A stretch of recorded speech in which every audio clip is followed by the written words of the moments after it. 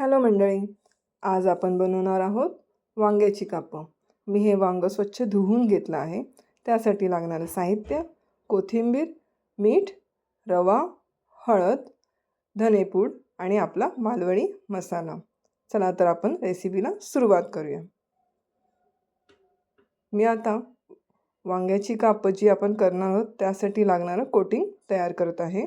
धनेपूड, हळद, मालवणी मसाला आणि चवीनुसार मीठ हे आपण पेस्ट करून घेऊया. अशा प्रकारे आपण मिक्स करून घेतलं आहे.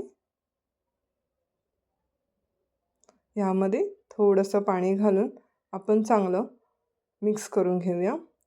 एकदम पण पातळ करायचं नाही, अशा प्रकारे आपण ठेवायचं आहे.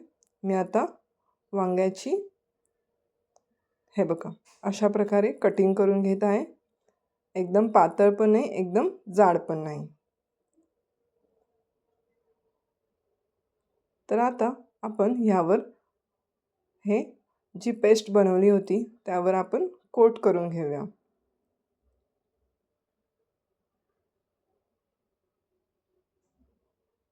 मी हे सर्व असे वांग्याची कापं जी आपण कटिंग केली आहेत त्यावर कोटिंग करून घेत आहे. हे बघा किती सुंदर दिसत आहेत. आता आपण रवा तयार करूया.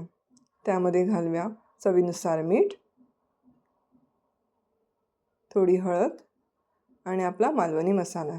हेही चांगलं मिक्स करून घेऊन आपण आता रव्यावरचं कोटिंग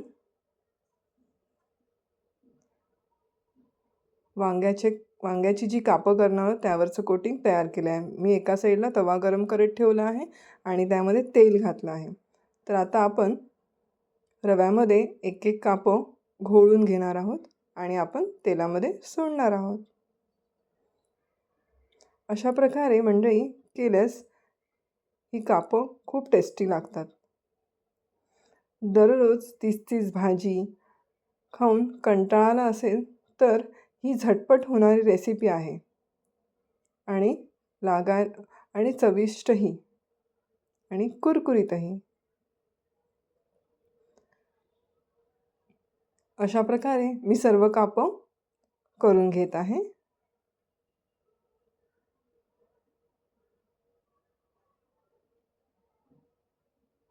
लहान मुलं पण ही आवडीने खातात. हे बघा अशा प्रकारे आपली कापं आता तयार झाली आहेत. किती सुंदर दिसत आहेत. आता आपण ही शिजली की नाही बघण्यासाठी हे बघा मी असं हे करून घेत आहे. हे बघा आपली चांगली शिजली आहेत. तर आपली कापं तयार आहेत.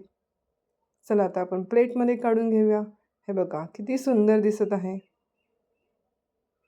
कुरकुरीत अशी वांग्याची कापं.